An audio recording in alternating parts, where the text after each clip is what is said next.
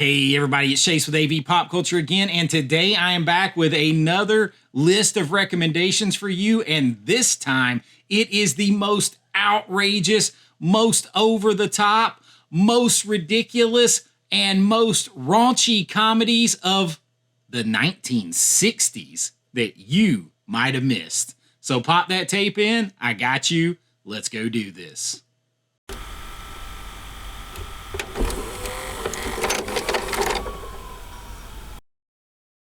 All right, yes, you heard me right. We are doing raunchy, fun, ridiculous comedies from the 1960s.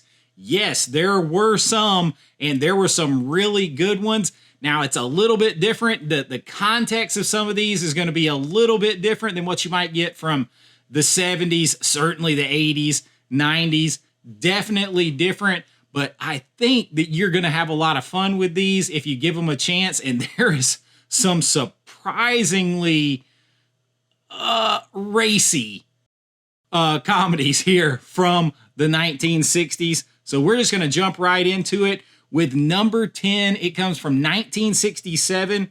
I am talking about For Men Only. Now, this is really kind of considered a short because it's just under 60 minutes.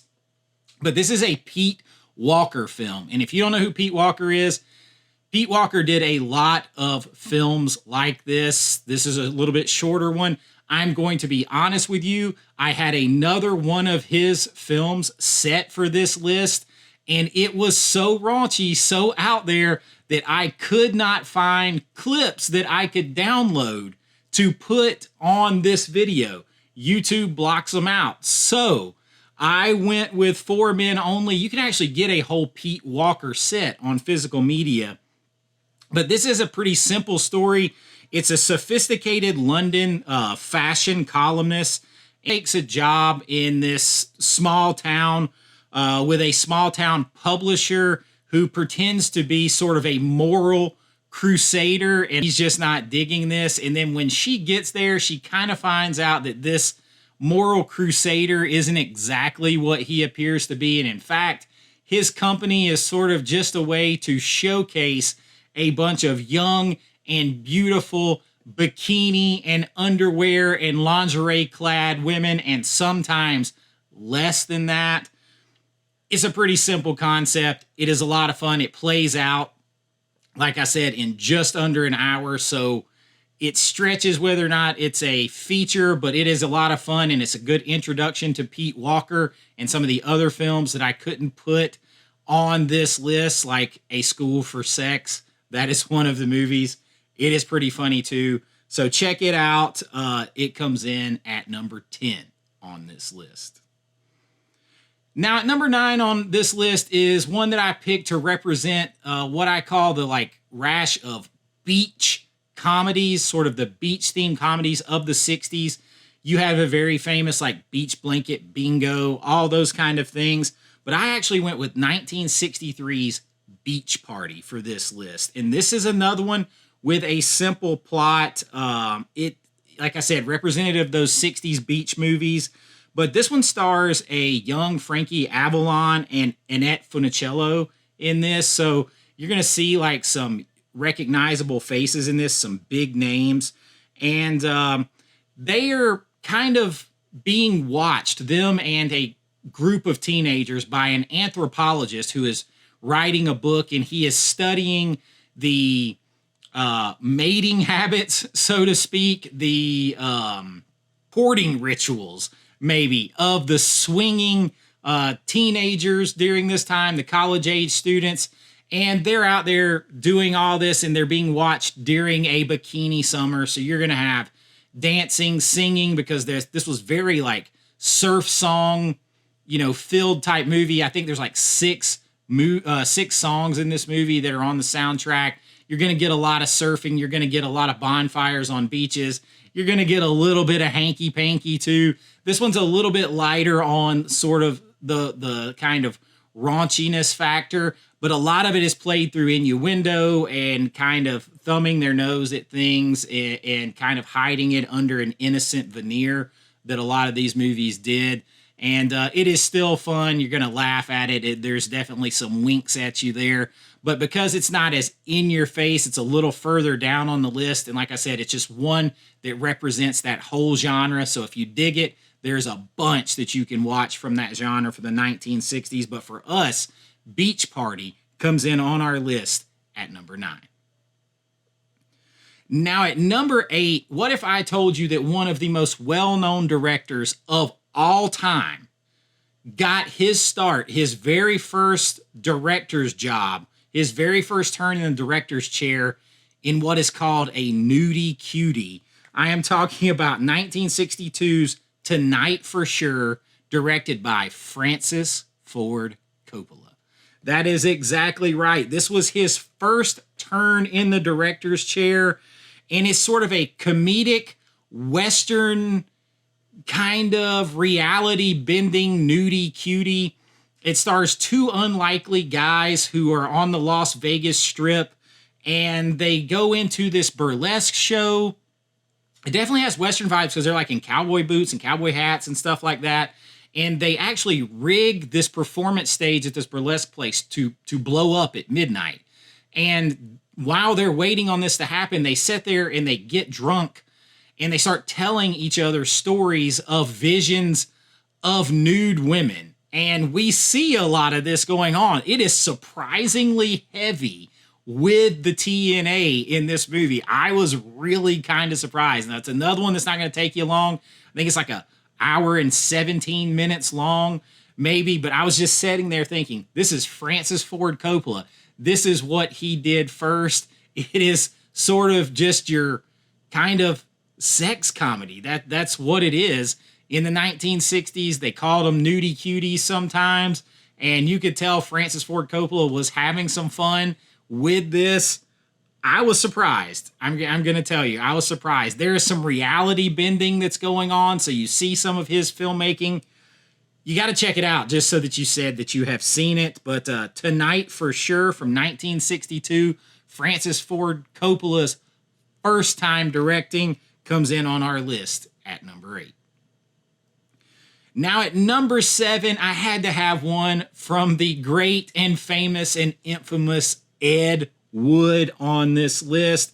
We are going with 1965's Orgy of the Dead. Now, despite the name, not an orgy. It's just kind of like a Vampire's Night orgy. This kind of means like a group of different things here, but that doesn't mean that it doesn't have plenty of TNA, because it absolutely does. When you say Ed Wood, you really have to say no more. But this movie has a couple. It is Bob and Shirley, and they are searching for a cemetery that can kind of be like the inspiration for Bob's next horror novel. And they crash their car and they wander into this graveyard where they are promptly like kind of captured and tied up. And there is like a Dracula character. There's a female like countess character. There is like a wolf man in here. And there is a parade of beautiful women wearing basically nothing. And these two must stand there and sort of be accosted and watch them dance the night away while they wait on their fate. It's weird. It's naughty. It's Ed Wood. It's comedy, horror. It is absolutely crazy. Again, it is Ed Wood.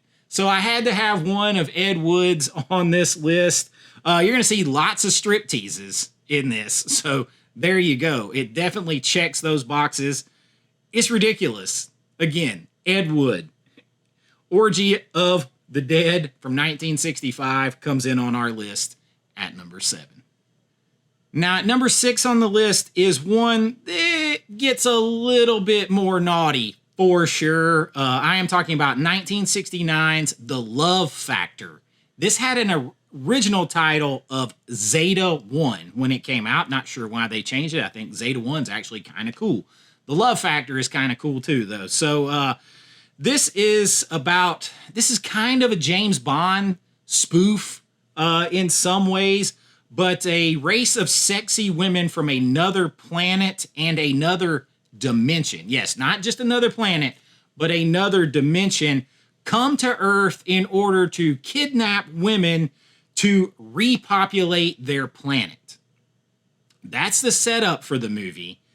But this sci-fi comedy, I mean, definitely I get the James Bond spoof in here, but I also get a little bit of Barbarella meets Flesh Gordon vibes from this. Very, very heavy when you watch this.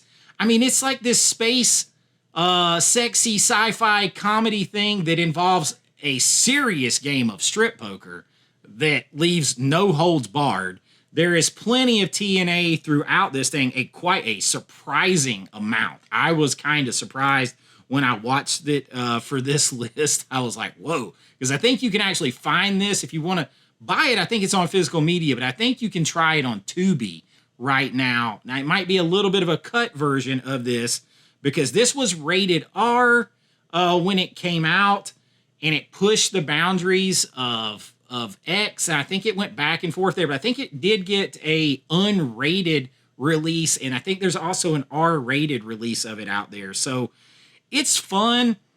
Again, it's kind of spoofy. It gives me all those other vibes. Definitely a comedy, but it has some good production value and definitely a lot of, naughty factor to the love factor. So for those reasons, it comes in on our list at number 6. Now at number 5 is one that got an X rating for sure when it came out. But if you watch it, you're going to be like, how was that ever X? Because it would be R, maybe a light R right now. I am talking about 1964's Kiss Me Quick. This movie is funny. It's done by a director who came here and couldn't get a job, and he barely could speak English, so he was like, I've got to get in and make my own film. And this is what he came up with. It is like a sci-fi horror sex comedy, spoof comedy on top of that. And it is a mad scientist. It to me, it has more of like the Scientist vibes. It's almost like a spoof on Hammer films in some way. But a mad scientist treats an asexual alien ambassador from a distant planet to a series of dancing sex robots to slow him down on his hunt for female breeding stock to take back to his planet. That's it. Yeah, that's definitely it. And there is a lot of TNA. There's plenty of nudity in this. It's crazy. It's almost like if you gave, I don't know. It's definitely a spoof of Hammer films. It's almost like if you gave Jerry Lewis of his Nutty Professor and you put him in like a naughty Hammer spoof of like Frankenstein or something. That's kind of like this weird shake it up, throw it out. That's what you get here. You keep seeing these robots, these beautiful women saying, kiss me quick, over and over again. I can't. It is ridiculous. It has to be seen. I can't tell you about it. So Kiss Me Quick from 1964 comes in on our list at number 5. Now, number 4 is probably the most over-the-top kind of naughty TNA-filled, like steamy comedy on this list. It was actually re-released in 1981 with a full X-rated cut when they put all of the extended scenes back in that they had to cut back in the day. I'm talking about 1969's The Stewardesses, which is a mouthful to say. And it is about a single crazy night in the lives of a crew of the LA-based Trans-Pacific Stewardesses. So they are LA-based stewardesses. They're on the Trans-Pacific Airlines. And it follows this group of these ladies through this night as they're on the flights and off the flights, as they experiment, with sort of the party culture. Let's just say that to keep it safe. And they have a lot of crazy and wild sort of sexual encounters. They engage in all kinds of craziness in that aspect. And you see it all. this is one that would definitely still be R and beyond today. Like I said, 1981, it got a full X-rated cut with the full extended scenes put back into it. It also spawned a couple of sequels. Now, it's funny. It's definitely funny. It definitely fits this genre, but it is definitely like next level in what you see, hear, and experience in this movie. But you will laugh too, and then you're going to be shocked. You're going to look around and be like, this came out in the 1960s? Holy crap. But because it's not quite, in my opinion, it's not as good as the top 3 films on this list.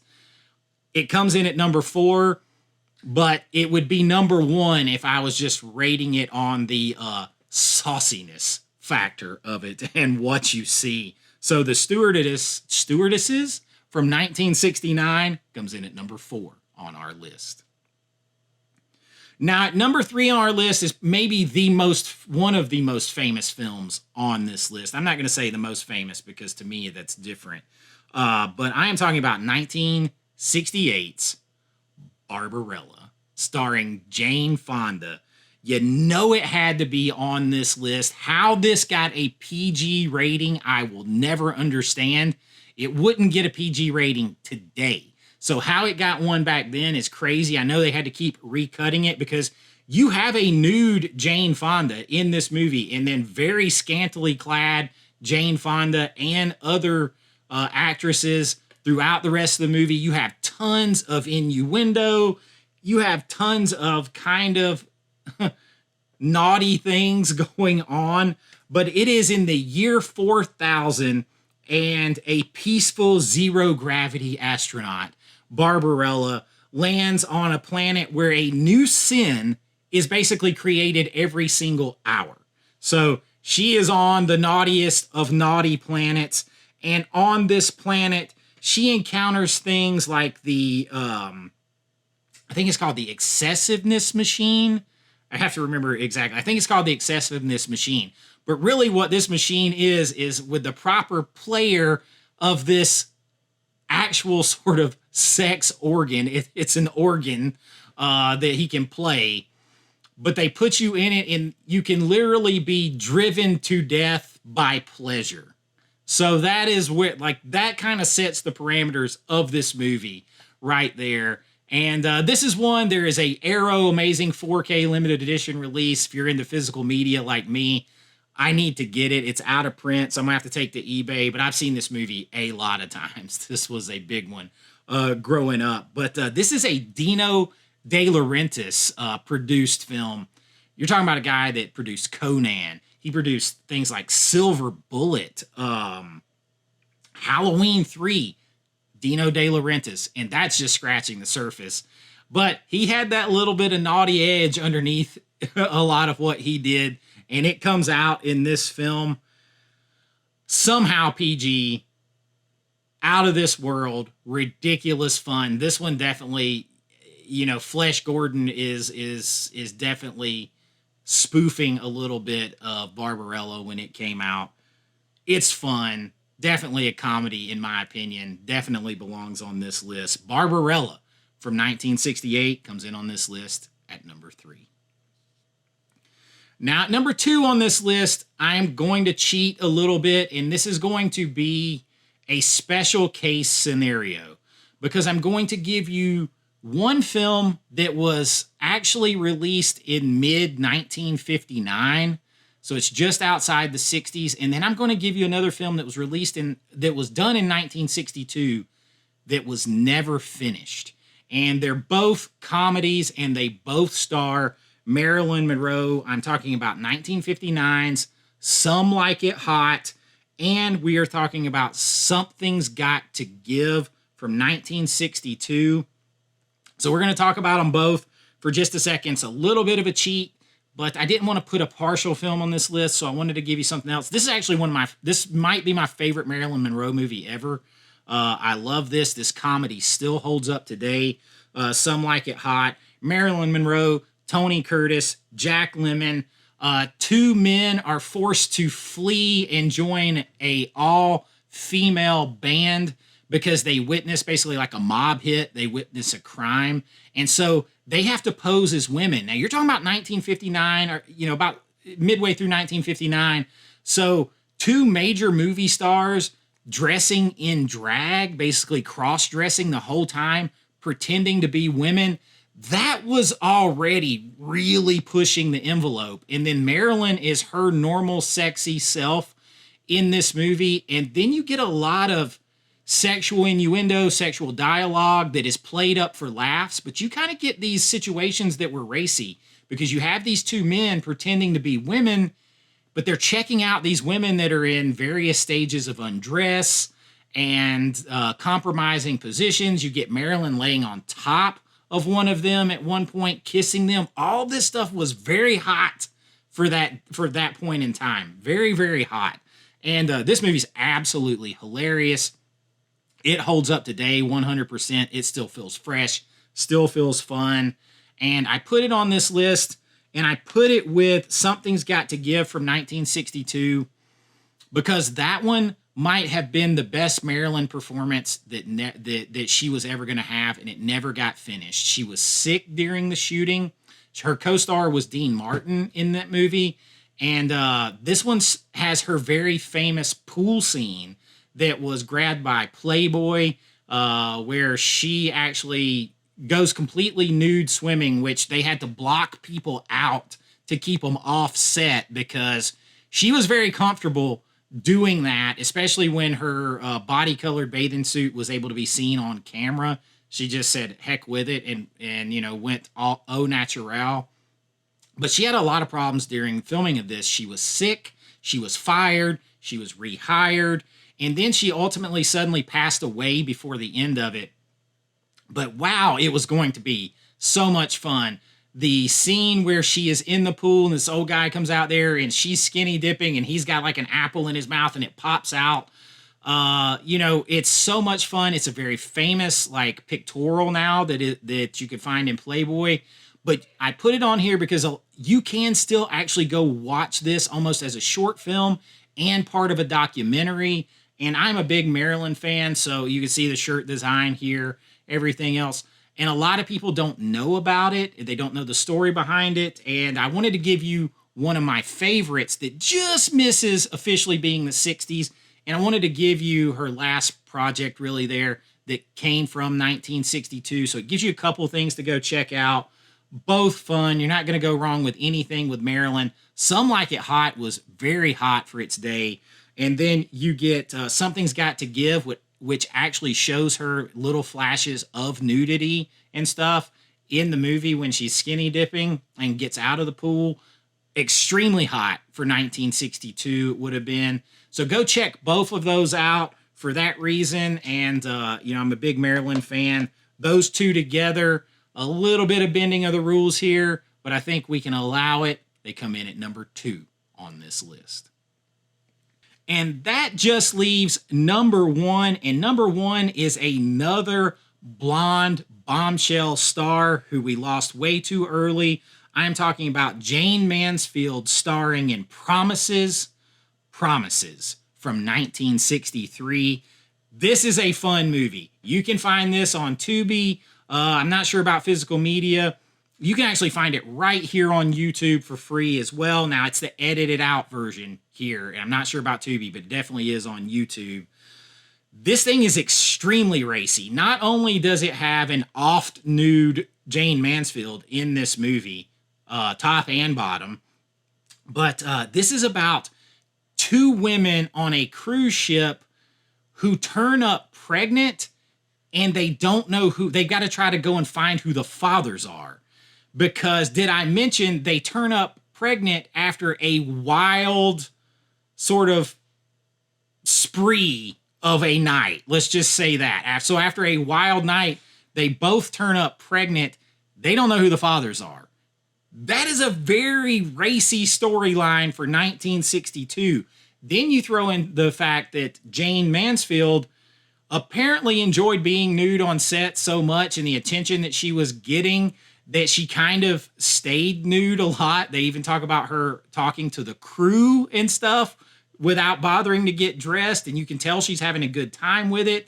They reuse several scenes over and over again in the movie. That's pretty funny in and of itself.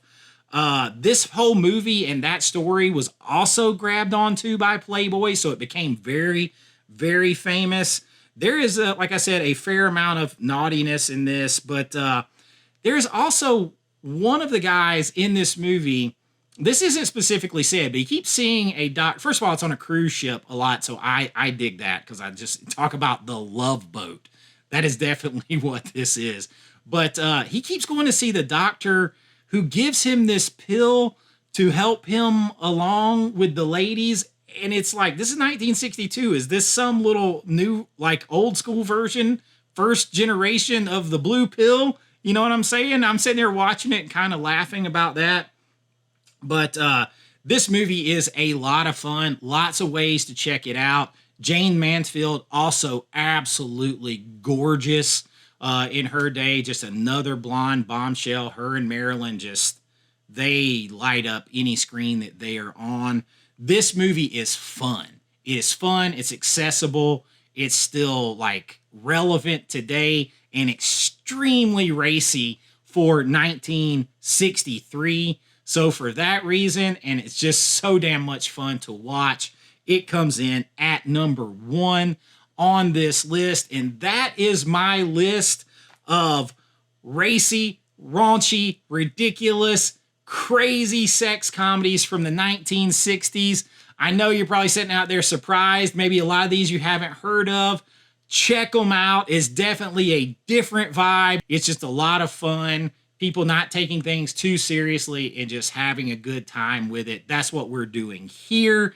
But if you enjoyed this, we do lists here a lot. We do all kinds of stuff. If that sounds like something you're interested in, please like and subscribe. It really helps out the channel. If you want to help support the channel more, you can join at my Patreon or my YouTube links right down there in the comments. And a couple dollars a month to get your name in lights on every single video, behind the scenes looks at my filmmaking, special members only videos, and so much more. And I really do appreciate it. Everything goes back into the channel. And I'd love to hear what kind of list you guys are looking for. I got more of these that I can do. I've done some from the 70s, 80s, 90s. Check those out. I got the 2000s coming.